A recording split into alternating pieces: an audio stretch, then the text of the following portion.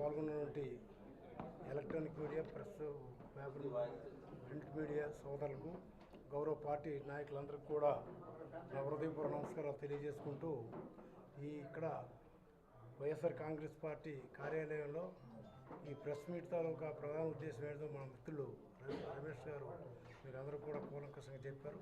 అయితే నేను ఒక విషయం చెప్పదలుచుకుంటాను. ఈ రాష్ట్రంలో ఈ ప్రభుత్వం ఒక రాక్షస పరిపాలన సాగిస్తుంది. ఎందుకంటే 75వ సంవత్సరంలో మన దేశంలో ఇందిరాగాంధీ గారు ఎమర్జెన్సీని ప్రకటించారు. ఎమర్జెన్సీ ప్రకటించినప్పుడు కూడా ఇంత దురదృష్టకరమైనటువంటి పరిపాలన సాగలేదు. పత్రికల మీద ఆంక్షలు లేవు.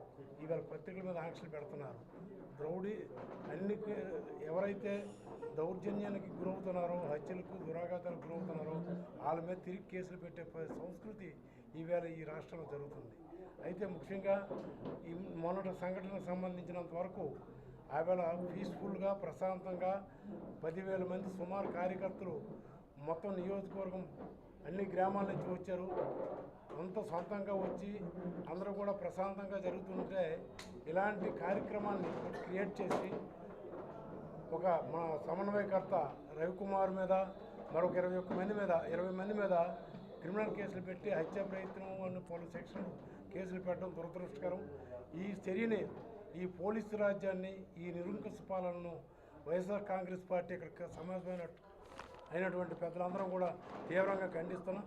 దీనికి ప్రజాస్వామ్యవాదులందరూ కూడా తీవ్రంగా ఖండించాలని ఈ సందర్భంగా మీ ద్వారా విజ్ఞప్తి చేస్తున్నాం. తర్వాతను దీనికి ప్రధానమైన కారణం ఏంటంటే మన శాసనసభ్యులు గౌరవ రవికుమార్ గారు ప్రధానమైనటువంటి కారణం ఏంటంటే ఈ సింతాడి రవికుమార్ గారు ఈ ఆమదలవలస నియోజకవర్గంలో ఇంతకుముందు ఇప్పుడు జరిగినటువంటి రవికుమార్ అకృత్యాలు కానీ, ఈ ఇసుక దోపిడీ కానీ, భూ ఆక్రమణలు కానీ, భూదందాలు కానీ, దౌర్జన్యాల మీద ప్రశ్నించేవారు ఉండేవారు కాదు.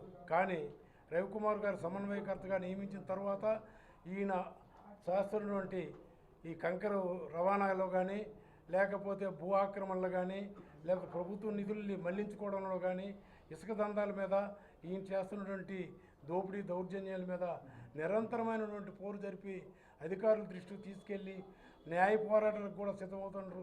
దీన్ని భరించలేని రవికుమార్ గారు ఆయన మీద అపనిందలు మోపి ఏదో విధంగా జైలు పాలు చేయాలనేటువంటి ఒక దురదృష్టకరమైన ఆలోచనతో ఇవాళ ఈ కేసుని నమోదు చేయడం జరిగింది. అయితే ఈ పోలీస్ అధికారులు, ఈ ప్రభుత్వం రెడ్ బుక్ రాజ్యాంగం ద్వారా బలిపశువులు చేసి వైఎస్ఆర్ కాంగ్రెస్ పార్టీని నోలు మూయించాలని ఒక దురదృష్టకరమైనటువంటి ఒక సాంప్రదాయానికి వీళ్ళు నెలకొల్పారు. అయితే మేమందరం కూడా ముక్త కంఠంతో ఈ చర్యలు ఖండిస్తూ జగన్మోహన్ రెడ్డి గారి నాయకత్వాన్ని, ఇక్కడ సింతాడి రవికుమార్ గారి నాయకత్వాన్ని బలోపేతం చేస్తాం. ఇలాంటి కేసులకి భయపడే ప్రశ్న లేదు. ఎందుకంటే ఆవేళ కాంగ్రెస్ పార్టీలోనూ ఇవాళ వైఎస్ఆర్ కాంగ్రెస్ పార్టీలో రాడ్ తేరిపోయి ఉన్నాము. ఈ పోలీస్ కేసులకు భయపడతాం అనుకుంటున్నారా ఏంటి? నాకు అర్థం కావడం లేదు. అయితే ఇలాంటి కేసులు భయపడడం, ఇలాంటి ఎన్ని అవాంతరాలు జరిగినా సరే వైఎస్ఆర్ కాంగ్రెస్ పార్టీ గెలుపు కోసం జగన్మోహన్ రెడ్డి గారిని ముఖ్యమంత్రిని చేయడానికి, మన శాసనసభ్యులుగా రవికుమార్ని గెలిపించడానికి మీ అందరం కూడా శక్తివంతుల్లా కృషి చేసి ఆయన వెంట నడుస్తామని చెప్పేసి ఈ సందర్భంగా మనం చేసుకుంటున్నాం.